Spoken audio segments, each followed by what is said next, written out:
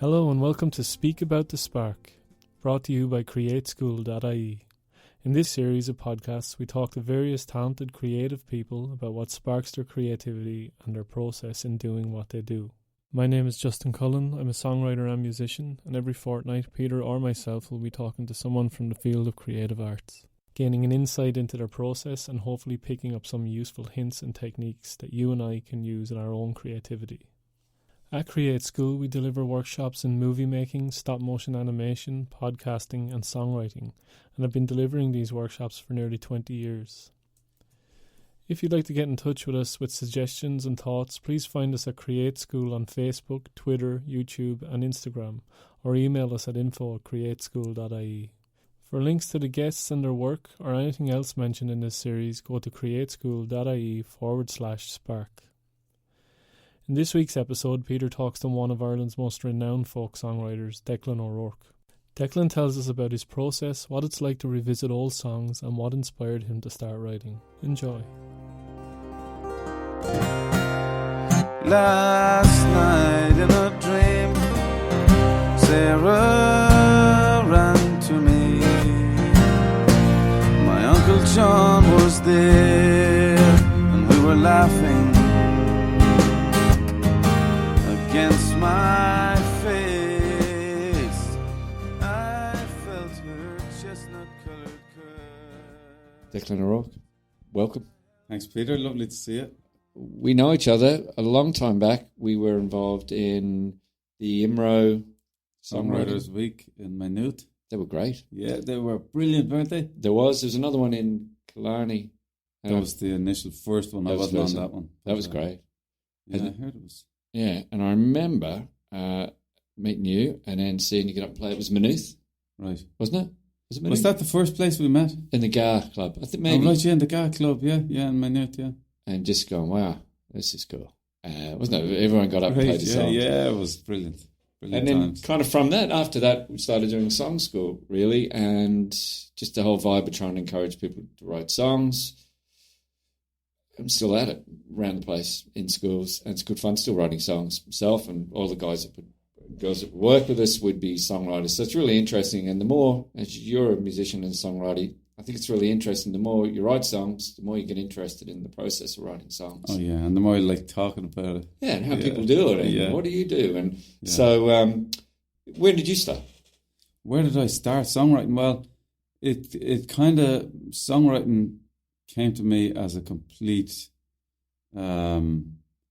surprise in such a way. I was in a band when I was a teenager, and we lived out in Ballyfermot, and a bunch of us, like, we were kind of rock kids, you know, smelly rockers we were called by everyone else, really, you know. You had long hair. Yeah. Smelly rockers. I tell you, that was like a stigma at the time, but I often thought if I was ever going to get a tattoo, it'd be like smelly rockers forever. But, you know, we could easily go off on a tangent there already. But there was a few of us, and we used to practice in the local priest shed. They used to let us, this lovely priest used to let us use the shed, and we'd bring our gear down, and we'd jam out the back of this shed. Now, every day during summer and everything, we were playing all kinds of stuff, Guns N' Roses and whatever it was, you know.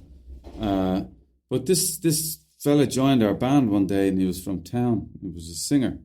We needed a singer. At the time, I didn't sing. And he came in, and we jammed all day, played a lot of songs. He was into Led Zeppelin and stuff. And at the end of the day, we were just about to pack up and leave. And he says, hey, why don't we try a couple of my songs, you know? And we were all just like, what do you mean your songs? You know, that's not the way this works. You're breaking the rules here, you know. It was smelly rockers, it was, you know, it was a shock. And I had never considered that songs come directly from, you know, it was just an epiphany kind of. And so we played a couple of his songs, and it just made sense. And it was a lot of fun. There were little riffy things, and I don't even know what they were about, but I went home that night and I started trying to write something straight away. And I think I was 15, 16. And that was it. I never stopped since. Never, you know. Yeah. And just from kind of a reference, something wouldn't say non-script, but just something coincidental, or just somebody said happenstance, maybe. Yeah, I mean, I had always loved lyrics, and I was always a listener, and I was interested in descriptive stuff, and I can tell now, looking backwards, I can pinpoint things that happened in school, say, where I'd get picked out for a creative essay or something, like, the signs were maybe there that I liked that kind of thing. I liked putting words together. Again, like another religious reference, believe it or not, when I was, and I'm not religious at all, but when I was a kid and we were in the culture of Mass here, that you went to Mass every Sunday, and it was like, everybody made the communion, and it was just part of everyday life. But I remember I used to know all of everything the priest was going to say off by heart. I used to sit there in Mass and I'd be just mouthing along with him and trying to go ahead of him in my mind. And I thought I wanted to be a priest then for that period of my life when I was 7 or 8. But later on I realised I just like knowing the words. I just like being able to, So those things, I guess, added up. They were little. I was training. Yeah. That's mad, isn't it? I suppose looking back, you can see the signs. And were you writing poetry? Or? No, I never tried writing anything apart from what I had to write in school until this point where I started trying to write songs. And I mean, that like I said, I was 15 or 16 then, but I think the first time I finished anything that you could class as shape of a song I was around 19 or 20, and then it was about 24 before I ever performed one in public, and I was writing them all the time and doing this kind of apprenticeship on my own, if you know what I mean. I think Maynooth wouldn't have been long after that then. I was about 24 or 25 then. Yeah. That was very soon afterwards. Because I remember just Stephen maybe talking to you at the time, and it was quite new. You got up and did a song with Rosie, actually, if I remember. That's right, Yeah, wow. So, it's looking back, it's always amazing, isn't it? I had a mate who used to play at a barbecue when I was starting off, and he played a song called Queerfish. I can't remember the name, but played this song. It was just unbelievable. And we'd come back from the pub one night, we were sitting down, and he played it, and that was it. He only ever played, every time we seen him play it, and then we talked him into it afterwards, another couple of years later, and he played it before mobile phones and recording. But that song in my head still, I want to write a song as good as that. Wow. You know what I mean? We all do it. You kind of get these things. I'm just saying it's funny how these moments. Yeah. I suppose we want to emulate what somebody does to us, what something makes us feel. That's and you really want it, like something moves you in such a tremendous way, and you go, I want to be able to do that to people or for people. Like the emotional connection kind of. Yeah, absolutely. Yeah, well, it can be spiritual, I suppose, It's evident in your songs, though, because there's a lot of emotion, and I don't mean emotion necessarily, but I mean there's emotional content there, isn't there? Sure, there's a lot. Yeah, absolutely, yeah. And a lot of it's nearly entirely autobiographical or from people around me and my close-knit circle, if you know what I mean. Gotcha. Or, but I suppose some of them are just stories you come across, but it's always, people ask me all the time, how do you write songs or what do you write songs about? And it's that simple. I just say, it's whatever moves you, It can be like somebody says that you find moving or that kind of tickles your curiosity in some way. But something has to happen inside you that makes you go, wow, Yeah. And I want to put that in a song, transport it into, make somebody else feel that, Eric was talking now. We had Eric Bogle on before, and he was talking about honesty. He said that's a key thing, and it's dead right. Like it has to be. You've got to believe what you're singing, and then I think people will believe you. But we would say, I suppose, when we're asked in workshops or whatever, what do you write about? And I think what we say is the best answer is to write about what you know, write about your world. You don't live in LA. Yeah. And you don't live on wherever. It's your world. And as well as that, it's so hard. We've all tried it. It's very hard to concoct something out of nothing. It's very hard to make something up, or if you have even like an idea that you'd like to create and flesh out, if there's not real events or happenings to build it around. It's very hard to make it sound authentic. You're saying your circle of friends, but would you read much? Would you watch television? Sometimes you need some sort of other stimuli. Or? Yeah, it can be. It can come from anywhere, I suppose. Often a book but interestingly, I've had a number of songs be triggered by books, and yet I only got to read a page or a couple of pages, and it's a very interesting thing I found. Like, say for example, one song was called "Poor Boy's Shoes." And I opened a book. It was called The Workhouses of Ireland. It was about famine times. And in the kind of preface, it introduced a couple of things, and it said, we will talk about this, we'll talk about that, we'll tell you about the story of this or the story about that. And in about 3 or 4 lines, it told this little story about something that happened to a family in West Cork. And the hair just completely stood up on my neck. It was so powerful, And I instantly wanted to write a song about it. Now, so I started the song, and as in you stopped reading and you started the song. Well, I just started writing the song while I was reading the book. Oh yeah. Okay. And I didn't want to rush it. I didn't want to jump over something that might be integral or something. I didn't know where in the book the story was, and I kept writing. And by the time I got to the story, I'd finished the song. Which took me a while. It sounds like it was very quick. It was months. It was a very, very heavy reading book. But what I learned was that I had gotten everything I needed in that initial spark, and the feeling that I got. I didn't really need anything else. And when I got to the 2 full pages, say, that were dedicated to the story, there was nothing there that was useful to me in terms of detail that I was needing or that I would hope for. Mm-hmm. And that's happened to me a few times, and you may, go and you'll get the spark and you say, I want to write about that. You start to go and do your research, and you want to turn over every stone and make sure you're not missing something that's really important. But you find in the end that you had everything you needed in the beginning. Wow, that's true. Overanalyzing kind of thing. Yeah, I guess. Yeah. But you like that song, obviously inspired by history, Children of 16. So there's a lot of stuff there. Would you say the ballad folk tradition's big part of your music? Always has been. Yeah, I was raised on ballads, really. Mm-hmm. I mean, a mixture of some other good stuff too. My parents were listening to a bit of Motown, and my mother liked Bob Marley, and my dad was into classical guitar and this kind of stuff. A bit of blues, but fundamental, the central thing to it all was great folk music, great folk songs, and in fact, I don't know if I told Eric, I may have told him, but one of my earliest memories of a song where I actually found myself being transported and being inside the story and the song was The Green Fields of France, or No Man's Land. Yeah.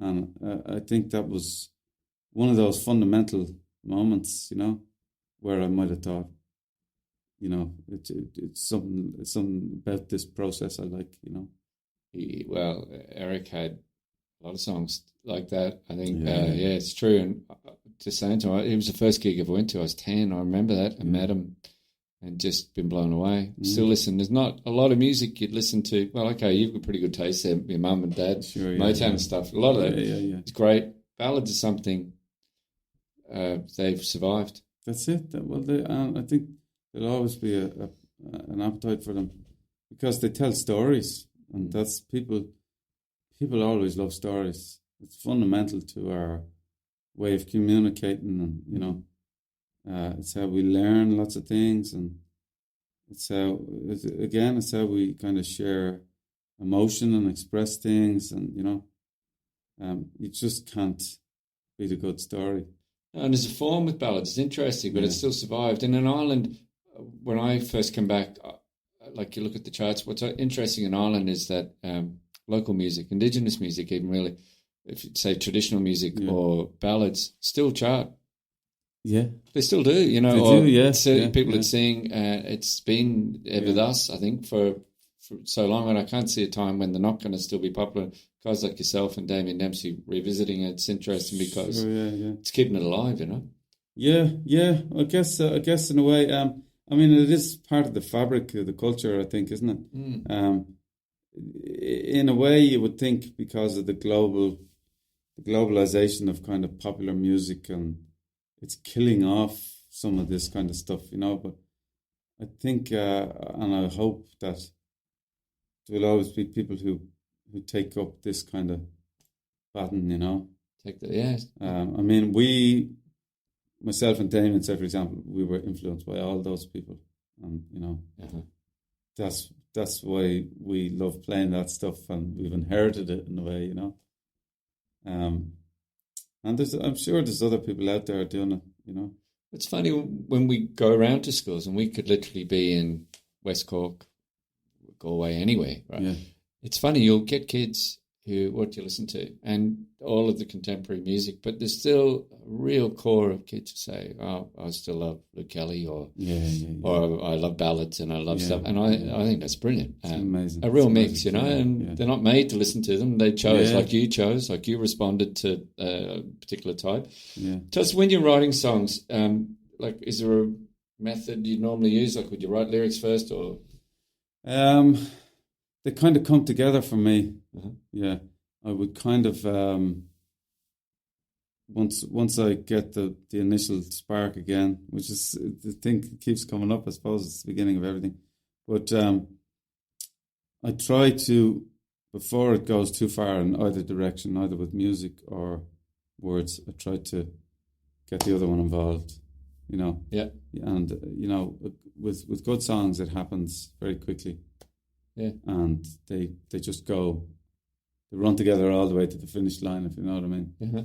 And that way, I think they're kind of, they suit each other more, But there's no hard and fast rule. It's the simple answer. You develop habits, I think. And for a long time, I have done a lot of writing in my head.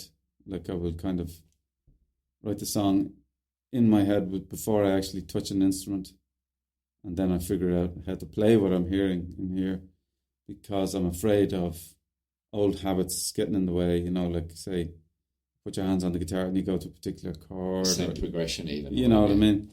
So I try to stay away from that, at least until I'm pretty sure of the format of it, because I find myself that whatever's going on in your subconscious is much more free and original in terms of the music it will come up with. And so I let it do its thing, try to... So it's kind of stream of conscious in a way, or... Yeah, I guess, yeah. Well, I think, say you get a line in your head and it comes with a melody. Mm-hmm. You even might start to hear a bit of instrumentation. Now, in the past, I've often picked up an instrument and tried to follow what I'm doing, and you instantly change it. Or you can even, by the sound of the instrument you pick up, you can actually forget what it sounded like in your head. Yeah. Because you've got something else that your brain just recorded, and you're getting in the way of it.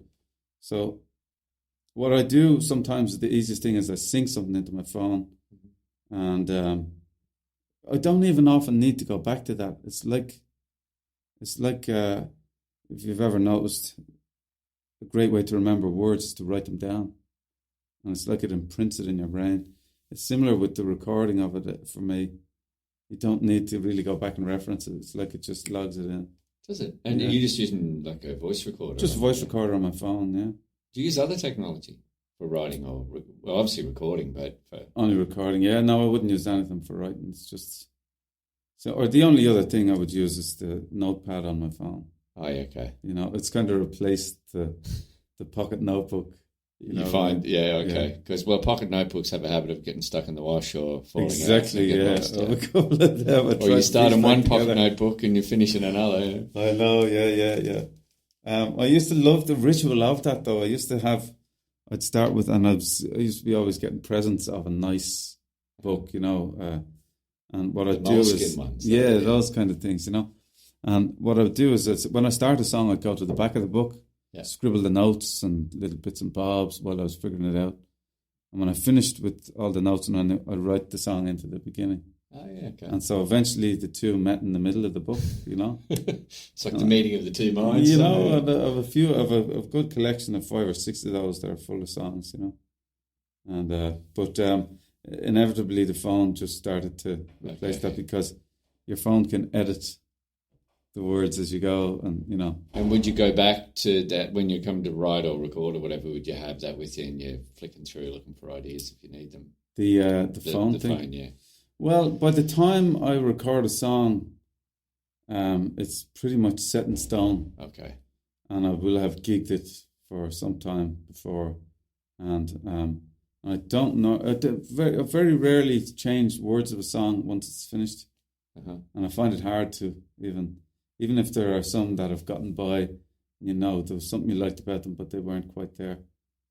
I've tried going back sometimes to dig one out and say, how do I make this better? And I find the energy is better spent moving forward on a new song. Not to go back, and we're just talking to Eric because he was saying he went back and re-recorded, and he did obviously because of arrangements or whatever. Sure, it's interesting. Some people do revisit though. Yeah. I did it one time a couple of years ago, and what I ended up with was a song based on just the first line of one of the songs. Okay, I wrote a whole new song to it. Cool, and that was cool. Yeah. Well, that's kind of moving forward, but starting one step forward. The other way around. It didn't fix the version that was there, but.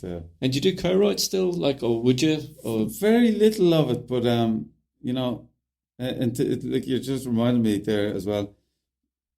I had this guy I met in Australia. He's from actually Louth, Meath area, Eugene Donegan, and we were a duo kind of before I came home from Australia in say 99, and we wrote a little bunch of songs independently of one another but around each other, and we ended up making our first CD in Sydney, and we have been friends for, like, when we both moved home, a couple of little things happened and we ended up going our separate ways, but remained the closest of friends.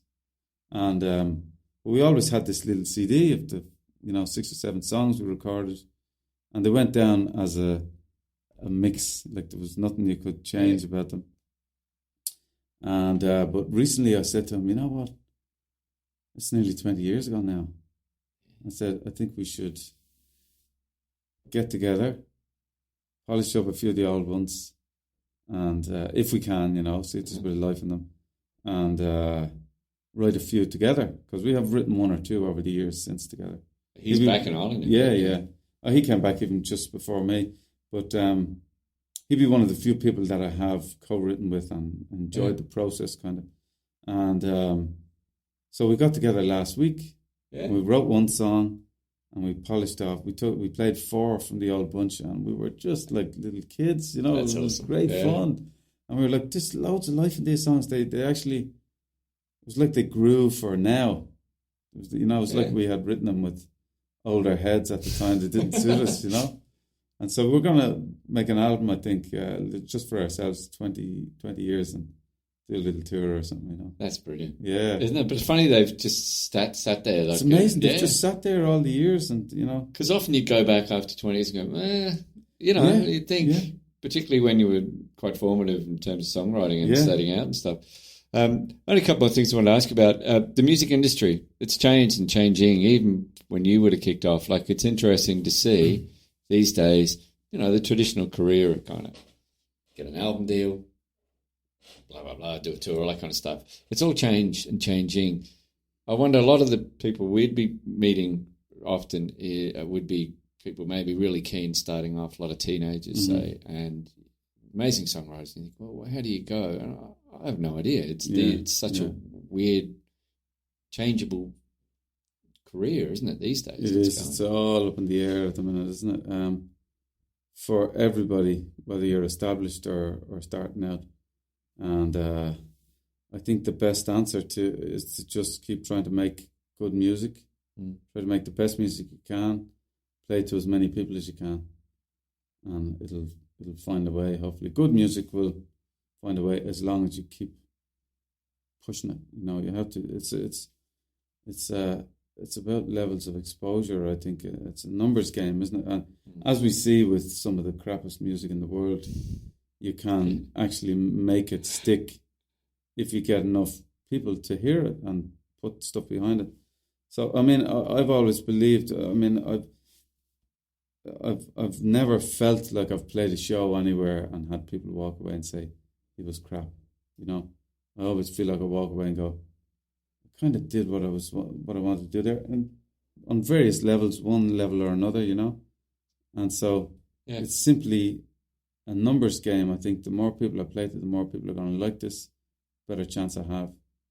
You know, all the rest of it is up for grabs. I think it's like you know, I remember seeing a soccer game when you were a kid and all the kids like a swarm of bees fall on the ball. Yeah. That's what music is at the minute, you know. But the odd time there's somebody off on a different part of the pitch and they come up with some kind of clever thing on their own, you know. You have to be creative and come up with something interesting. That's it. Follow yourself, I suppose. Yeah. Declan, great. Thanks so much, man, for your time. Pleasure. Thanks a million. Great to catch up again. See you in another 15 years. Yeah. Take it easy. Thanks.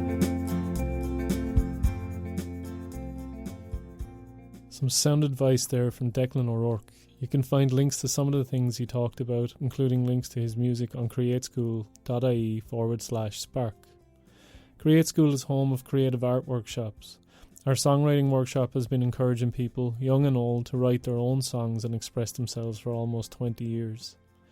If you'd like to get in touch with suggestions and thoughts, please find us at Createschool on Facebook, Twitter, YouTube and Instagram, or email us at info@createschool.ie.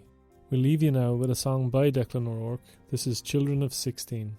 Thank you to Declan and to you for listening. Catch you next time.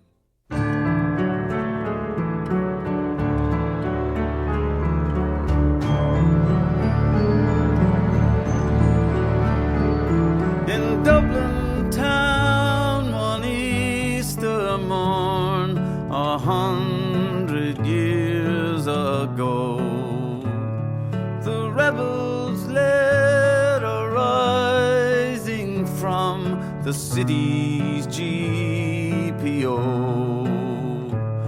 Brave heroes and their enemies fell, civilians in between, and among the dead and fallen were the children of 16.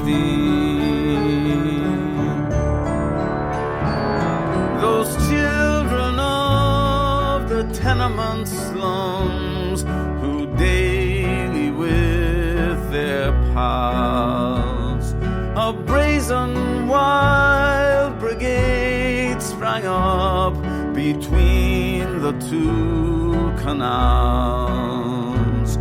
With their handcarts over cobbled stone, they rattled skid and toe, barefooted as they scavenged through the crossfire and the goal.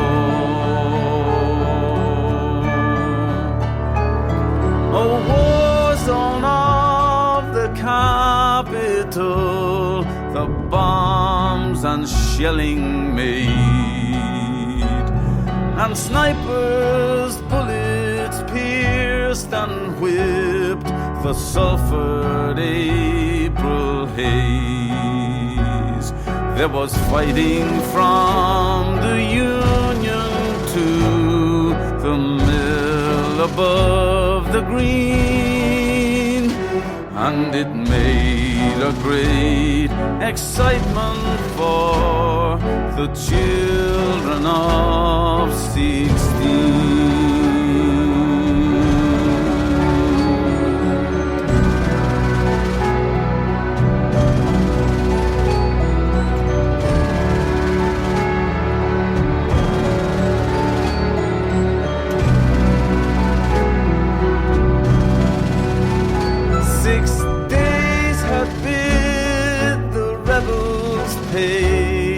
A grave and bloody toll,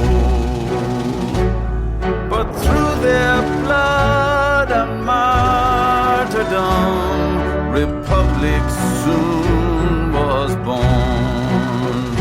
High aloft its streets and buildings now, their names can ne'er be seen, but still missing from the pages are the children of 16.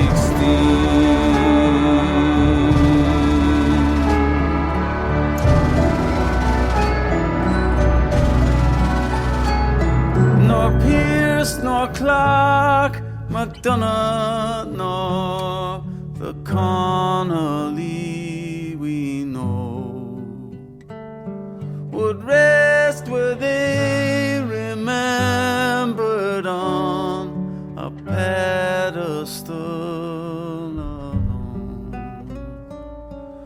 And are they not the fathers of our nation, proud and free, and our sisters and our brothers then, the children of 16?